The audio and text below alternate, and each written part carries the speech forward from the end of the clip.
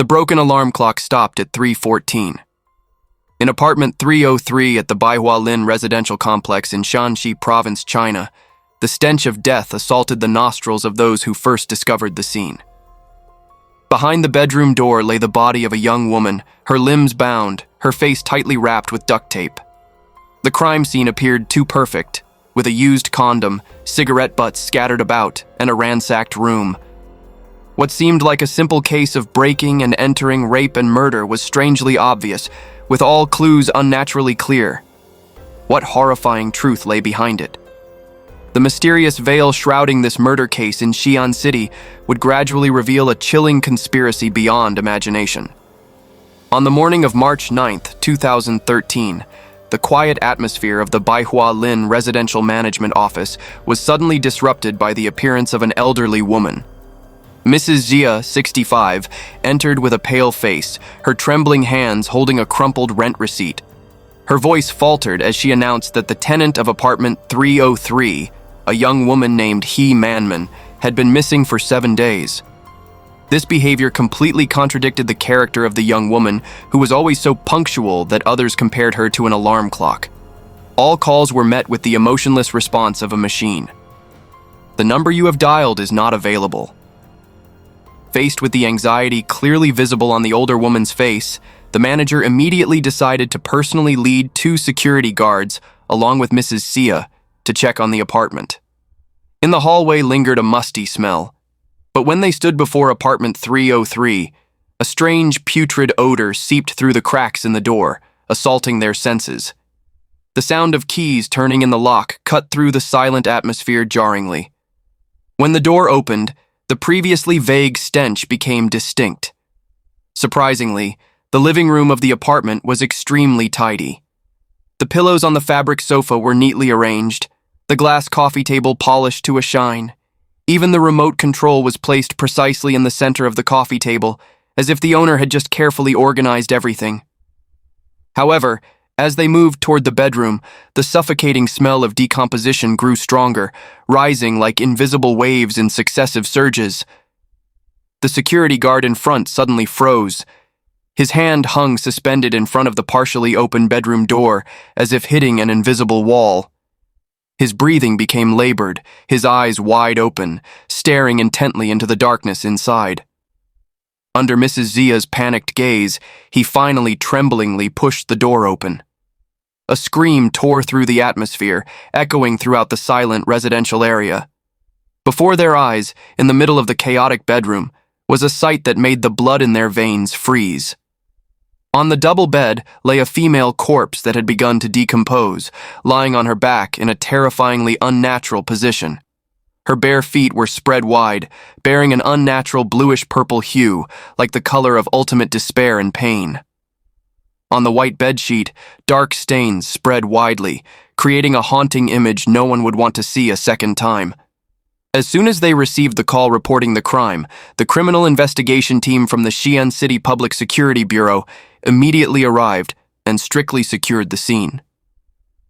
This 650-square-foot apartment was located in a newly built resettlement area, building number 3, an eerily deserted place with an occupancy rate of less than 30%.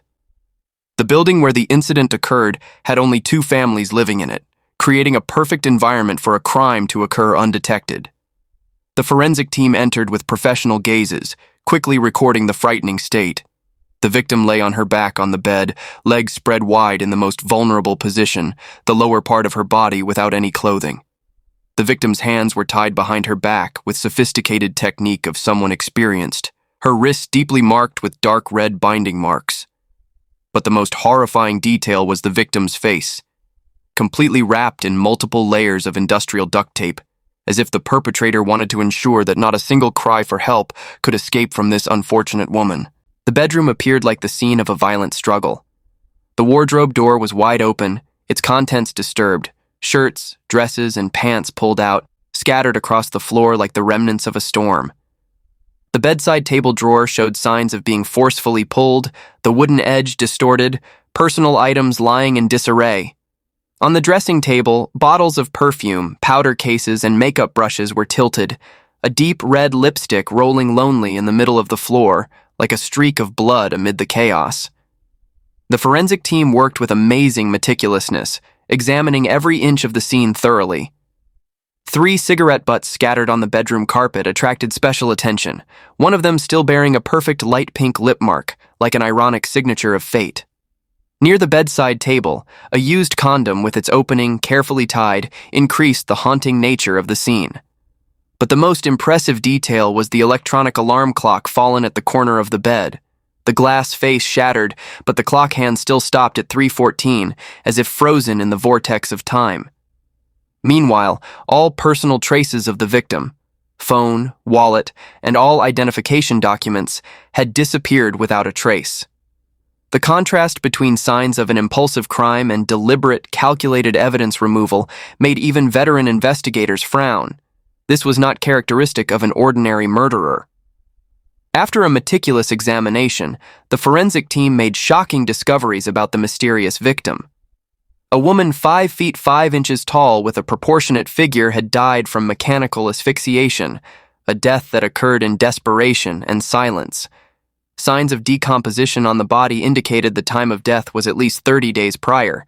The decomposition process slowed by the low temperature in the apartment without a heating system. More surprisingly, the examination revealed signs of a luxurious life hidden behind a normal appearance. The victim had undergone professional breast augmentation, with implant material performed 2 years ago, along with subtle facial cosmetic procedures. Particularly noteworthy was a set of teeth restored with high-end dental techniques, a detail completely inconsistent with the income of an ordinary worker.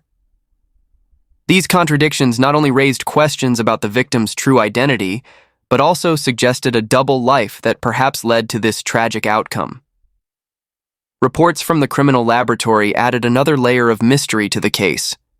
DNA analysis showed that saliva on the cigarette butts at the scene completely matched the victim's, with no signs of a third person. Meanwhile, the semen remaining in the carefully tied condom belonged to an unidentified male, an important piece in the criminal puzzle gradually emerging. At first glance, all clues seemed to point to a familiar scenario: a victim sexually assaulted and then murdered. However, the lead investigator, with more than 20 years of experience, was not easily convinced by the surface appearance of the case.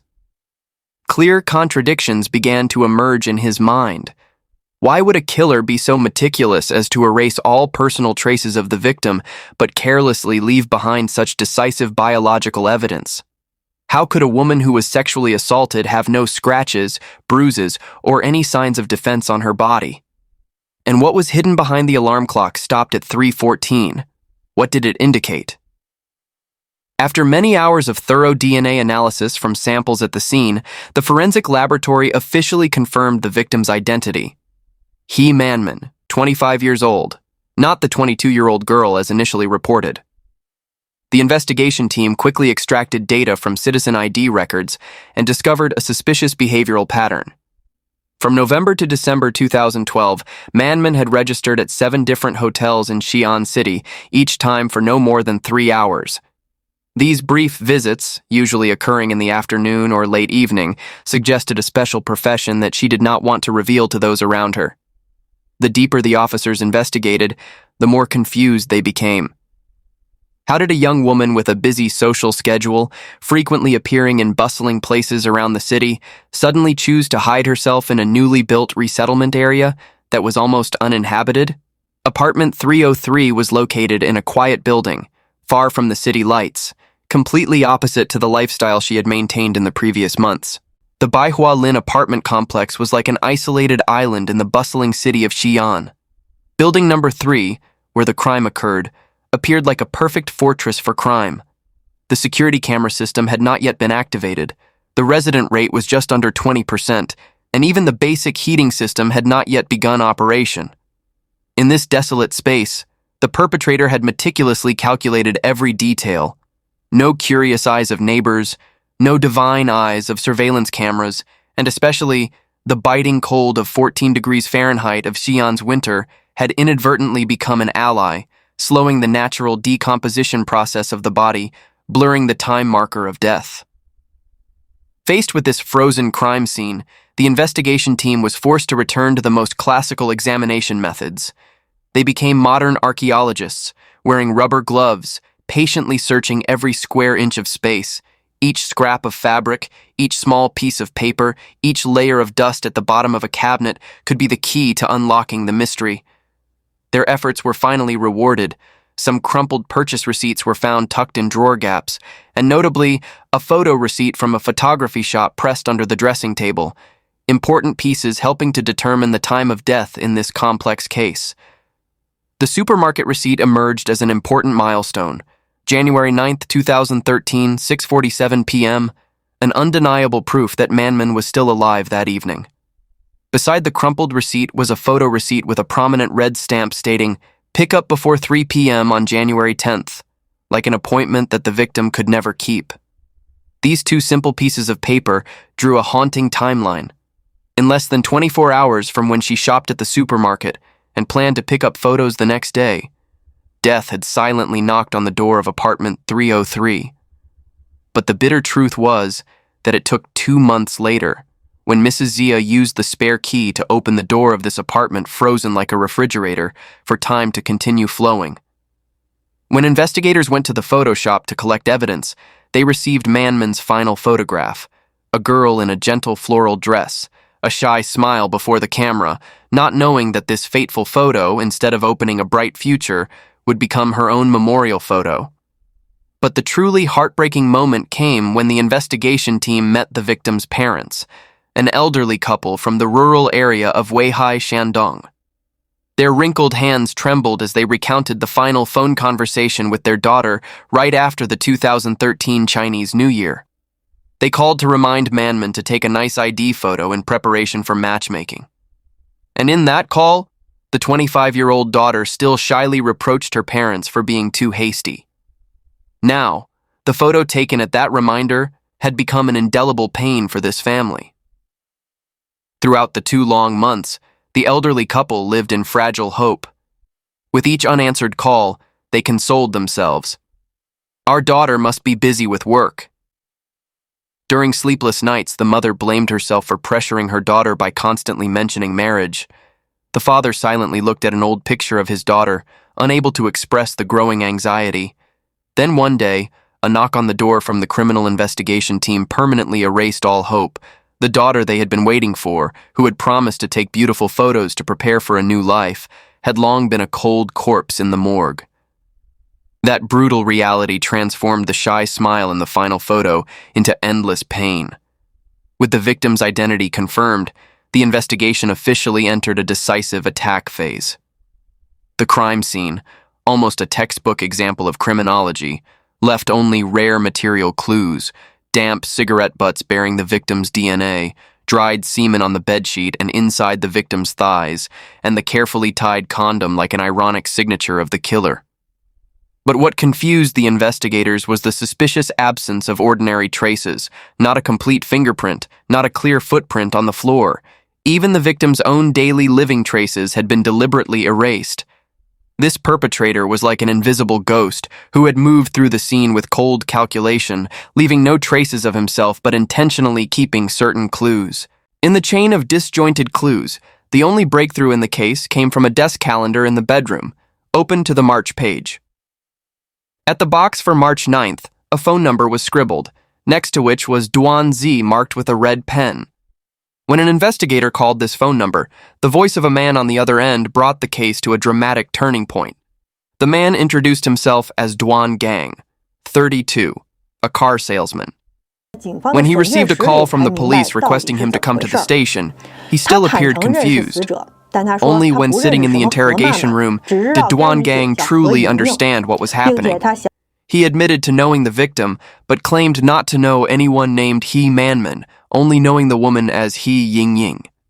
Zhang Qiang detailed 5 meetings and frankly admitted to visiting the victim's home on the afternoon of January 9th. Notably, the time he claimed to have left, around 3:05 p.m., created a strange coincidence with the alarm clock stopped at 3:14 at the scene. The decisive clue came from the search of Zhang Qiang's car, where investigators discovered a roll of 3M industrial duct tape and white nylon rope. Upon examination, these items completely match the tools used to bind the victim. At this point, perhaps many of you following the case would think that Zhang Qiang was certainly the culprit. But the actual development of the case will surprise you immensely. Although on the surface, all evidence seemed to point to Zhang Qiang undeniably, during the case analysis meeting, criminal experts raised chilling suspicions. Clear contradictions began to emerge. How could a criminal smart enough to erase all fingerprints and footprints at the scene be careless enough to leave his own contact information on the calendar? Why would someone who had carefully planned a murder naively keep the murder weapons in his car, where they could easily be discovered in a simple search? And perhaps the most suspicious detail was the alarm clock stopped at 3:14. Rather than being an unintentional mistake by the killer, it increasingly resembled a death clock deliberately arranged, a clue designed to lead the investigation in a certain direction. Most importantly, the two key biological evidences of the case, the carefully tied condom and the dried semen in the victim's vagina, raised a major question. How could a clever murderer not realize that these traces would leave DNA, an undeniable evidence in the era of modern forensics? The autopsy report revealed even more irrational details. Manman was 5 feet 5 inches tall, with a proportionate body, but strangely, no defensive wounds were found on the corpse, not a scratch or bruise showing that the victim had resisted. The bedsheet, where a violent struggle supposedly occurred, was unnaturally flat, as if freshly changed in a hotel room. The most suspicious detail was that despite having both hands tied behind her back, the victim's wrists showed no signs of abrasion or injury from struggling, a natural reaction of any victim in this situation. These contradictory points completely reversed the initial diagnosis of a simple rape and murder. The crime scene increasingly resembled an elaborately staged criminal theater, where each detail was calculated and arranged with a single purpose: to create a perfect crime of passion, hoping to fool even the most experienced investigators. The key breakthrough of the case came from a deep investigation into Manman's social network. A masseur at an upscale foot massage club provided a decisive clue. Last December, he had witnessed Manman being picked up in a shiny black Audi Q7 bearing the local Xi'an license plate. This seemingly minor information became the key that helped the task force take another important step. After carefully reviewing 23 newly registered Audi Q7s in Xi'an during the past 6 months, investigators noticed a car that frequently appeared near Zhang Qiang's residence area. The owner of a nearby restaurant confirmed that the owner of this luxury car often brought a young woman for meals. When the police traced the car owner's information, a name appeared on the screen that stunned the entire investigation team. Zhang Qiang, 40, a former prisoner who had served 9 years for embezzlement. After completing his sentence, Zhang Qiang had quickly rebuilt his career through mechanical equipment business, accumulating assets worth tens of millions of yuan. What was truly chilling was Zhang Qiang's close connection to both main characters in the case. He was not only the sponsor of the victim Manman, but also simultaneously the lover and boss of Duan Li, the sister of suspect Zhang Qiang. This unusual intersection between the three characters, victim, suspect, and Zhang Qiang, opened up a completely new investigation direction, revealing the possibility of a much more complex conspiracy than the appearance of an ordinary crime of passion. Thus, a complex network of relationships gradually became clear to the investigation team. Duan Li, a woman with a foreign language degree, currently held the position of private secretary to Zhang Qiang, a businessman with a criminal record. Meanwhile, her brother, Zhang Qiang, because of his ambiguous relationship with Manman, had become the prime suspect in the murder case. These intertwined connections, too coincidental, made the investigation team wonder about a more complex conspiracy lurking behind the surface of the case. The decisive turning point appeared when the police technical department proceeded to extract cell tower positioning data from Zhang Qiang's mobile phone. The shocking discovery, both before and after the estimated time of Manman's death according to forensics, Zhang Qiang's phone signal had appeared 3 times within a 500-meter radius around the residential area where the crime occurred. This undeniable technical evidence was like a beam of light piercing through the thick fog, opening a new direction of investigation. The task force began to meticulously reconstruct the timeline of the case. They posed key questions. After Zhang Qiang drove the luxurious Audi Q7 taking Manman away from the foot massage shop, how had the young woman's life transformed? Was there a hidden agreement between her and this mysterious wealthy man? Was Zhang Qiang the real mastermind behind the scenes of the case? And if so, what was his motive for framing Duan Gang? During the evidence collection process, investigators discovered a suspicious detail. On January 7, 2013, Manman had gone to a police station in Xi'an to report that her wallet and ID card had been stolen on a bus. At first glance, this seemed like an ordinary property theft. However, when checking the transaction history of the lost bank card, police discovered something unusual. In the month before Manman's death, her account had received a total of $6,500 in transfers across 4 transactions. This amount was too large for a foot massage technician with a monthly salary of no more than $465. The origin of these funds became an important key in clarifying the relationship between Manman and Zhang Qiang, as well as her real role in this story. During interrogation, Duan Gang firmly claimed that he was just an ordinary office worker with a modest salary of $775 per month. Although he admitted to having an improper relationship with Manman, Duan Gang emphasized that he had never transferred any money to her. This testimony increased the mystery about the origin of the $6,500 appearing in the victim's account, a clue that attracted special attention from investigators. More shocking details were discovered through the traffic camera system. 2 weeks before Manman and Duan Gang coincidentally met, Zhang Qiang had driven the black Audi carrying Manman to a Beijing noodle shop just 500 meters from Duan Gang's home. This discovery raised serious questions about the randomness of the first meeting between Manman and Duan Gang.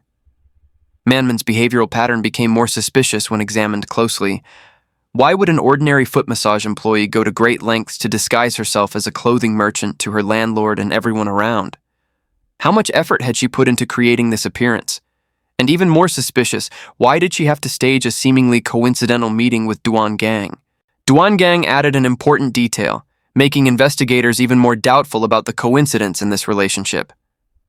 Half a month before meeting Manman, his Toyota Corolla had been scratched twice in the parking lot. Unusually, the person causing the incident did not flee as normal, but even left a note with contact information on the windshield. This responsible behavior, in retrospect, clearly resembled a carefully planned approach tactic. Each new piece of the story pointed toward a concerning conclusion. The entire process of Manman approaching Duan Gang might have been a meticulously orchestrated conspiracy. All clues pointed to one manipulator behind the scenes, Zhang Qiang. But what was Zhang Qiang's motive? At 41, he was the owner of a local mechanical equipment company with a strongly developing career. Just before the case occurred, he had just purchased a brand new Audi Q7 as his means of transportation. Through investigation, police discovered a surprising detail. Although Duan Li, Duan Gang's sister, was officially Zhang Qiang's private secretary beyond the work relationship, they had developed into lovers.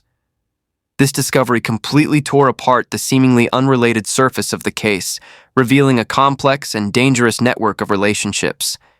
In the cold interrogation room, Duan Li, 26, finally revealed the whole truth about the complex relationship between her and Zhang Qiang. After graduating from university, she was hired at Zhang Qiang's company as an administrative assistant. During daily work, she was gradually attracted by the appeal of a mature and successful man like Zhang Qiang, and the working relationship slowly turned into a romantic one. To prove his love, Zhang Qiang did not hesitate to buy her a house worth $310,000, officially registered under Duan Li's name. However, this seemingly sweet relationship met with resolute opposition from her protective brother, Duan Gang. Not stopping at words, Duan Gang actively hired someone to investigate Zhang Qiang's past, and what he discovered made him even more determined to prevent this relationship. Zhang Qiang was not only 15 years older than his sister, but also had a past full of dark marks. A prison record, a previously failed marriage, and even an 8-year-old son currently living with his ex-wife. The situation reached a climax in a fierce argument between the siblings. Duan Gang, in anger, slapped his sister, an action he would later not realize would become the trigger for a tragedy. When Zhang Qiang learned that his girlfriend had been insulted and treated roughly, he flew into a rage. This anger very likely smoldered in the heart of the man with a criminal record, nurturing an elaborate and cruel revenge plan, a meticulously calculated, borrowed knife-to-kill plan down to the smallest detail. The decisive breakthrough in the case came from a surprise search at Zhang Qiang's office. In the hidden compartment of his personal safe, investigators discovered a backup phone with Manman's contact still saved in the address book. When checking the call history, they found irrefutable evidence. The last call between the two took place on the very day of the crime, January 9th at 4:23 p.m., just a few hours after Duan Gang had left the victim's apartment. Faced with this undeniable evidence, Zhang Qiang's psychological barrier completely collapsed. He confessed to the entire cruel revenge plan that had been calculated step by step. The story began in late November 2012, when Zhang Qiang met Manman at a nightclub. Recognizing the young woman was in financial difficulty, naive and easily manipulated, Zhang Qiang saw the perfect pawn for his plan. After multiple contacts and building trust, he used a generous compensation, $775 each time, as bait, persuading Manman to participate in a special mission, to seduce and trap Duan Gang. To ensure Manman followed the plan, Zhang Qiang paid $4,650 in advance as a deposit and promised another $23,250 would be paid after the mission was completed. In exchange for this attractive amount, Manman had to comply with strict conditions, immediately quit her job at the foot massage shop, moved to a rental apartment pre-designated by Zhang Qiang, completely cut off all contact with the outside world, and wholeheartedly immerse herself in the role. In her naivety, she thought this was just a simple seduction mission to earn money, not realizing that she had already become a pawn in Zhang Qiang's cruel revenge plan. Manman strictly adhered to the pre-written script. First, she created a coincidental meeting to approach Duan Gang, then used a fake identity as a clothing merchant to build a relationship. And finally, on the afternoon of January 9th, she successfully seduced Duan Gang into having sex with her, an important part of the plan. Following Zhang Qiang's instructions, after completing the first part of the plan, she deliberately asked Duan Gang to buy duct tape and rope, while also stopping the bedroom alarm clock at 3:14, details carefully arranged to lay the foundation for the next stage of the plan. However, what awaited Manman was not the huge reward as promised, but a tragic end. After Duan Gang left, Zhang Qiang sneaked into the apartment and with cold hands directly used nylon rope to strangle Manman to death, turning a pawn who had completed her mission into a sacrifice to perfect his flawless performance. To frame Duan Gang, Zhang Qiang, the man who considered himself a clever criminal, had meticulously arranged every smallest detail, deliberately keeping Duan Gang's DNA evidence at the scene, erasing all traces that could lead to himself, even calculating the effect of the body's decomposition process on determining the time of death. He not only wanted Duan Gang to bear the murder charge, but also aimed to have his opponent sentenced to death, a complete and thorough revenge. However, despite calculating carefully down to every detail, Zhang Qiang ultimately underestimated the power of modern criminal investigation technology. The investigation team skillfully combined many advanced scientific methods, from mobile phone tower positioning technology, consumption history analysis, to cross-referencing evidence and using many other technologies, to finally expose this seemingly perfect criminal deception. The saddest thing in the whole story was that Manman, the 25-year-old girl, until the final moment had no awareness of her true role in this cruel game. The deposit of $6,500 ultimately became the price paid for her young life. And the revenge plan meticulously calculated by Zhang Qiang down to every detail eventually brought him back to his most familiar place, prison. Only this time, the punishment awaiting him would be many times more severe. When Duanli learned that the white knight she deeply loved, Zhang Qiang, was actually a murderous devil who framed others, her world completely collapsed. This man who had promised to buy her a house, introduce her to his parents, not only already had a family, but was also simultaneously maintaining relationships with many other women. Until the truth was revealed, Duanli was shocked to realize she was merely a pawn in Zhang Qiang's game of affection. And the scarier thing was that he had meticulously planned a murder frame-up just because he encountered an obstacle in a romantic relationship. This extreme and distorted criminal psychology makes one shudder. Perhaps the deepest lesson from this case is, no crime is perfect. No hatred is worth exchanging the rest of your life for. And that's the case for today. What are your thoughts about this case? Please share in the comments section below.